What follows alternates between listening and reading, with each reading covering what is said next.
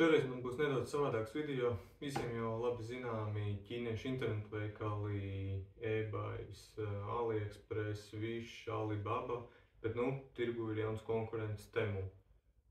Esmu jau no viņiem 3 pasūtījumus veicis, kas ir fascinējoši. Viņiem piegādes ir vidēji 10 darba dienu laikā, tās ir bezmaksas un vēl pie tam tās atnāk uz tuvāko paku skapi. Tad tagad parādīšu, kādus sīkumus esmu tur pasūtījusi un cik tad viņi maksāja. Esmu pasūtījis dažādas bērnu preces, virtuves, kaut kādus piedaramus un vēl visādus sīkumus. Tad pirmā lieta ir šie 5 bērnu drošības, ko apusējo limlenti pielīmē pie skapīša un pie atvilknes durvīm, lai tad nevar attaisīt. Kvalitāte nav tā labākā un mehānisms arī pavisam vienkārši ir piespiežot pogu un atverot. Bērns to noteikti ātri sapratīs, bet iesākumam noteikti noderēs. Tad vēl viens iepakojums priekš bērniem ir šīs stūrīšu drošības, tā varētu nosaukt. Tad viņas ir no gumijas ar apusējo līmlenti un paredzēts, lai bērni neapdauzītos pret stūriem, pielīmēt pie galdiem, kaut kādiem skapīšiem un visur citur, kur nepieciešams. Šāds pakā nāca 10 un arī maksāja €79.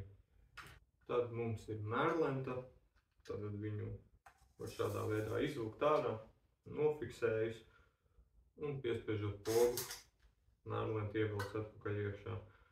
Un šāda izmaksāja tikai 38 centus. Tad tālāk kaut kas no virtuves piedarumiem, tad ir šāda silikona piltuve. Ļoti ērti, ka viņu var šādi te uzglabāt, un tad viņai vienkārši izvelkas ārā un var izmantot kā piltuvi. Un tad, kad nevajag, tad atkal viņu saliek atpakaļ. Šāda piltuve izmaksāja 49 centus. Tad vēl no virtuves piedarumiem mums ir putotājs. Tātad var saputot pienu, piemēram, taisot kafijas lates, vai arī kaut ko citu, kas nepieciešams.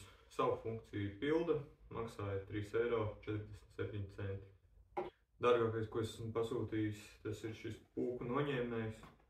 Maksāja €4,18.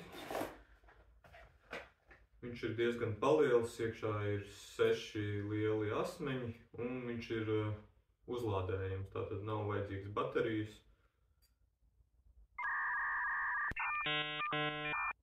Un pilda savu funkciju. No bērnu mantām vēl ir kājas mērīšanas ierīce, tātad ieliek pēdu šeit iekšā un tad ar šo nobrauc līdz pirkstgaliem un tad ir redzams, vienā pusē ir centimetri, otrā pusē ir tātad apava izmērs. Tas maksāja 88 centi. Vēl diezgan interesanta lieta ir šis, nezinu kā nosaukt, tintes pilventiņš.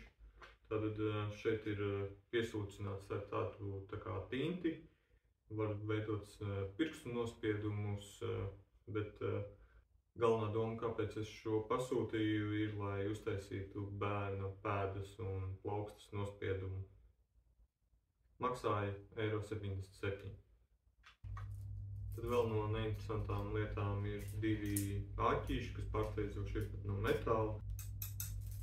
Viņi pielīmēs ar apusējo līmlenti, tad var izmantot jebkam, bet galvenokārt viņi ir paredzēti, lai tā kā pakarinātu skūbekļus. No vansistabas lietām vēl ir šis matu dvielis. Maniem matiem laikam nevajadzēs, bet sieva izmanto bieži. Viņš nav no tiem biezākajiem, bet savu funkciju pilda. Maksāja €27. Manos iepriekšējos video es jau liku zem gultas LED lentu, tāpēc gribēju saprast, cik slikta LED lenta varētu būt par €2. Tāpēc pasūtīju šo LED lentu. Viņa gan ir tikai metru gara un maksāja kādas 20 reizes mazāk nekā tā, ko es izmantoju zem gultas. varbūt arī uzreiz var nodemonstrēt. Tātad šādi viņi strādā, lādējas no USB. Protams, šīs LED lampas ir ļoti reti. Ja pērk dārgākas LED lentes, protams, LED lampiņas ir daudz biežāk. Bet priekš 2 eiro strādā ļoti labi, maina dažādi mainām režīmu. Kā pēdējā prece ir šī ūdens pudele, tā maksāja tikai 3,75 eiro.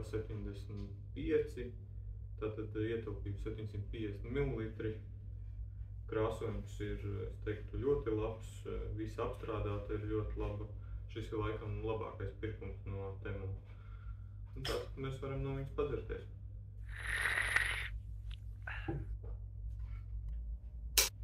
Ja arī tu esi kaut ko pasūtījis no Temu, atstāj komentārā, kāda bija pieredze un ko tu pasūtīji. Un ja patika šāda veida video, nospied to like pogu.